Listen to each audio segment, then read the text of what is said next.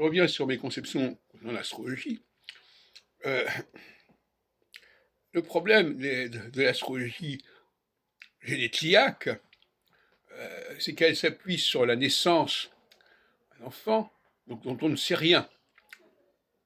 Alors vous me direz, oui, mais grâce à l'astrologie, on peut savoir quelque chose. Bon, ça c'est une grave question. Les travaux de Michel Gauquelin nous montrent que l'astrologie ne fonctionne, confirme d'ailleurs Maurice Nouvel dans ses travaux, Maurice Nouvel, euh, ne fonctionne que sur des gens qui ont vraiment réussi, qui ont vraiment marqué. Ce sont ceux-là qui sont significatifs, ce sont ceux-là qui sont portés, ce sont ceux-là qui ont valorisé leur potentialité cosmique. Donc ça, on ne peut pas le savoir au départ. Donc déjà, c'est un premier point. On peut faire des tests. Michel Gauquelin a proposé de faire des tests pour savoir quelle était la catégorie à laquelle la personne appartenait. Mais finalement, à mon avis, les choses les plus simples, c'est déjà de tenir compte du sexe. Être un homme ou une femme, ça me paraît fondamental. Et si l'astrologie ne tient pas compte du sexe, c'est pas la peine.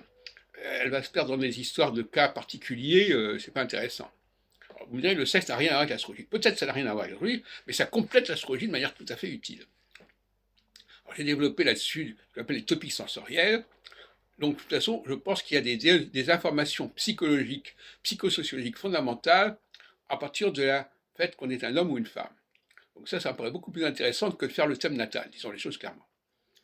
Et puis, il y a aussi alors, la judéité, c'est-à-dire que d'un point de vue religieux, d'un point de vue biblique, d'un point de vue théologique, les juifs ont peut-être une fonction, un rôle à jouer particulier, et par conséquent, là aussi, il faudrait en tenir compte. Sauf que il y a différentes catégories de juifs, il y a les Israélites et il y a les Hébreux.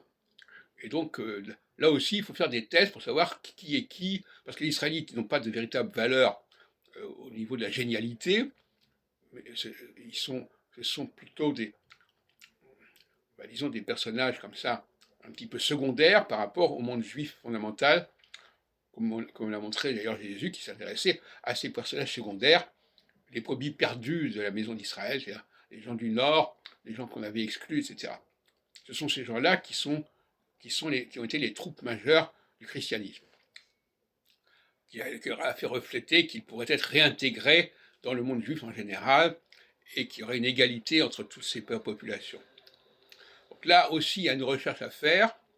Donc c'est pour dire que finalement, aujourd'hui, euh, soit on travaille sur des gens connus, c'est-à-dire que l'astrologie, c'est la science des personnalités. D'ailleurs, j'ai publié un ouvrage de Gauquelin en 92 qui s'appelle Les personnalités planétaires, c'est pas par hasard, les personnalités.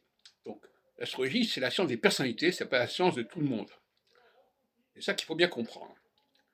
Et c'est cette image de marque de l'astrologie qu'il faut mettre en avant. Et on ne met pas assez en avant cela parce qu'on veut dire que l'astrologie va là pour tout individu, tout un chacun, etc. Non, l'astrologie fonctionne essentiellement pour des gens qui ont un véritable destin, qui ont une véritable puissance.